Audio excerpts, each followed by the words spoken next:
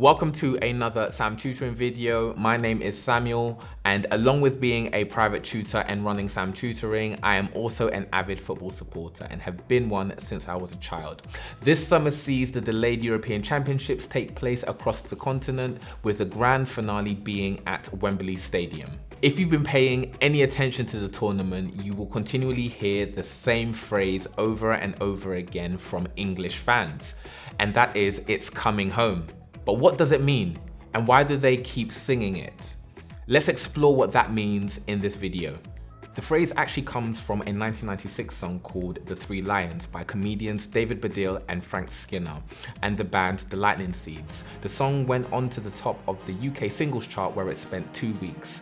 It was created to coincide with England being the hosts of the UEFA European Championships in the summer of 1996. The song was re-released with different lyrics to coincide with the 1998 World Cup and went to #1 again, making it the first song at the time to top the UK charts with different lyrics. The name of the song is derived from the emblem of the England football team, which is 3 lions, which in turn is derived from the royal coat of arms of England that originated with King Henry II, who added an extra lion to William the Conqueror's coat of arms. The strapline for the tournament in 1996 was "Football Coming Home." This espouses the fact that modern football as we know it with its rules and regulations was created by the newly formed Football Association, or FA, in 1863 in London. The very clever marketing of the tournament was playing on this fact and coined the phrase because football was literally coming back to the place of its modern day inception. It was literally coming back home. However, it doesn't stop there.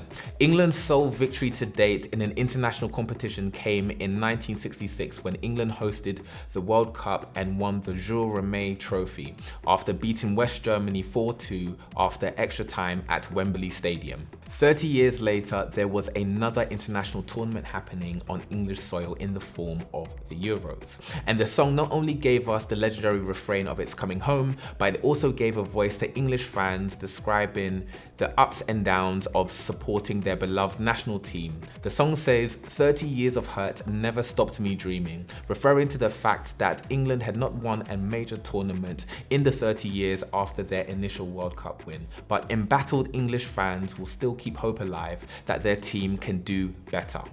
One of the songwriters, Frank Skinner, said in an interview, "It's important to remember that football's coming home is a mindset. Whether it does or it doesn't, we still believe, and that's what matters." Euro 96 was largely a success, with England equaling the furthest they had gone in an international tournament since winning the World Cup in 1966.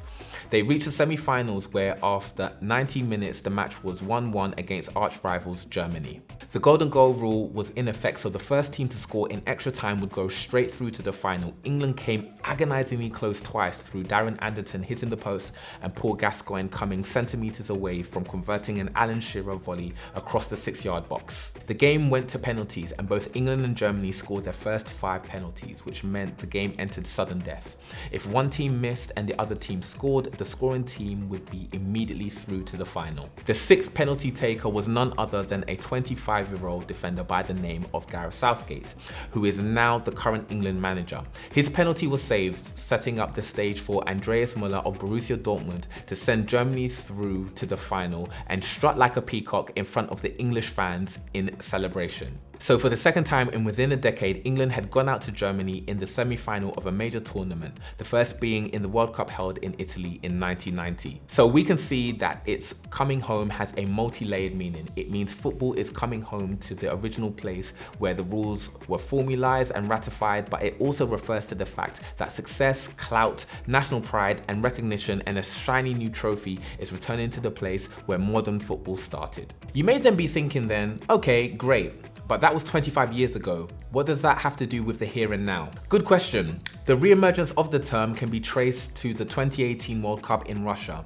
England had their best international tournament since 1996, going out to Croatia in the semi-final and overcoming their terrible run of not winning a penalty shootout at a major tournament since the quarter-final of Euro 96 against Spain by overcoming the Colombians in the round of 16. This led English fans to start believing that football was coming coming back home and England were going to win the World Cup. Unfortunately, England were knocked out in the semi-final by a Croatian team that were just too strong for them on the day. But the tournament created a new belief and optimism around English football and the new crop of young players. The song was reintroduced not only to those who sang it over 2 decades before, but also to a completely new internet generation that had not heard it before, and turned the song into memes and skits. Which brings us now to the present day. What relevance does it have today? Well, England have now reached a final of a major tournament for the first time in over half a century. The final is being held at Wembley Stadium, the home of English football and the site of our last tournament victory.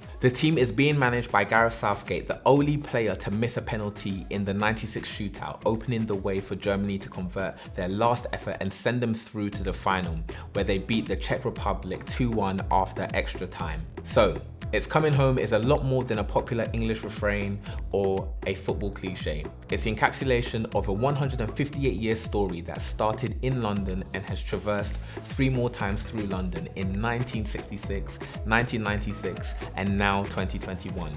Leading all wearied England fans to muster up the courage one more time and genuinely believe that maybe on this occasion, half a century after the last time and 25 years since it kinda, but not really, that football will come home. And there you have a brief overview of what it means when English fans say it's coming home.